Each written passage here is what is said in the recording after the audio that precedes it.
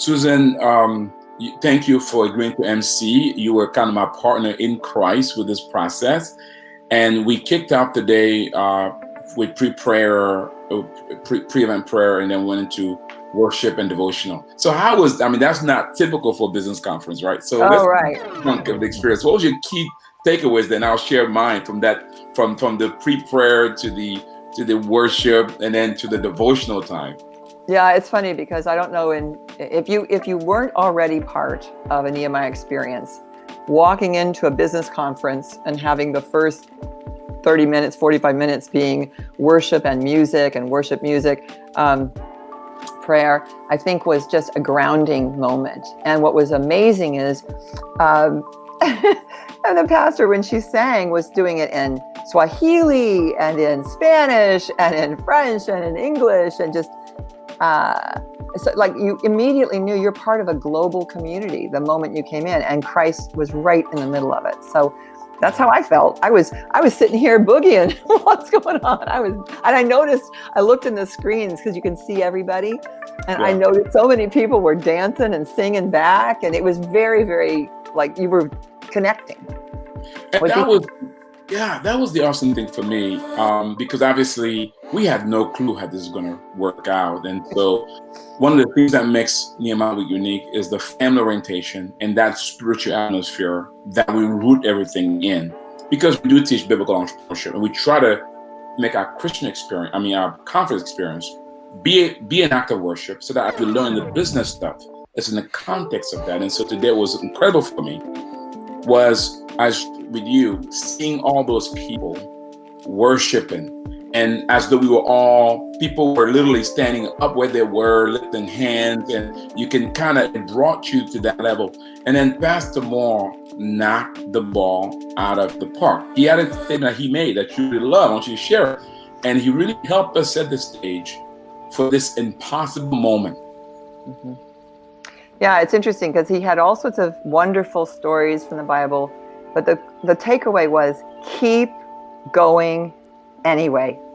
That God's calling us no matter what we're running into, no matter how much our businesses might have been impacted, no matter how bad the COVID ups and downs of COVID conferences, no matter how bad the fear messaging that's going on in the world today, which, some of it's actually it's a pandemic of fear in some cases, but in the general message that we started the day with was keep going anyway. How can you beat that? And then we now went to 5 entrepreneurs in 5 regions, from Malaysia to Africa to Europe to Asia, to Latin America, and then to North America, who kept going anyway. Right. Then I talked to one of our directors earlier. He said, Patrice, because he'd been part of 2 Nehemiah weeks, and so he's experienced the live Kingdom Business Tours. He said, Patrice, it felt the same. He said, except the global diversity was incredible. So what did you think? Well, it's funny because diversity is something that God planned, right? It was his plan, not ours. And in today's marketplace, I think we really are intentional about having diverse perspectives and diverse voices at the table to be heard. And what was interesting about the diversity was, people had their business strategies. Most of the people started January with an amazing, I'm going to grow, right?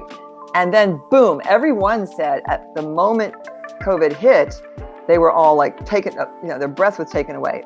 And then what happened was every single one from where they were coming from started to step back and say, what's the bigger plan here? What's the bigger opportunity? Yamil was the one that said, oh my gosh, I just was depressed for a few weeks. I figured this out. And others immediately go, this is great. I was always online. It never mattered. I get more volume. But every one of them, despite the fact that they might have not ever planned for the crisis as they hit this year, they, with their own different offerings, they had very different businesses, very different business models, very different parts of the world. But what was common throughout everything was this keep going anyway tenacity that really is because they everyone to a person started saying, it's not about me. This is actually my purpose here is for a broader purpose. God, what do you have for me?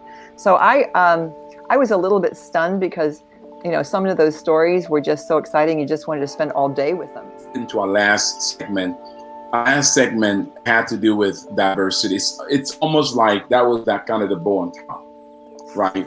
And I know you are very intentional, Susan, about bridge building. That's kind of one of your key words. And so I know that last session really spoke to your heart in terms of just seeing how it all kind of tied together. What was your thoughts?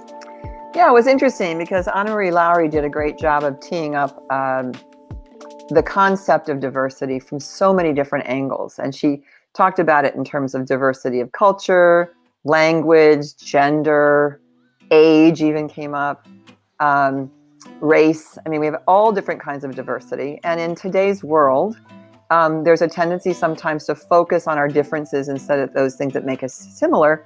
But at the same time, she made us realize that the differences were actually by design, and it takes a team. It takes a village to make things happen.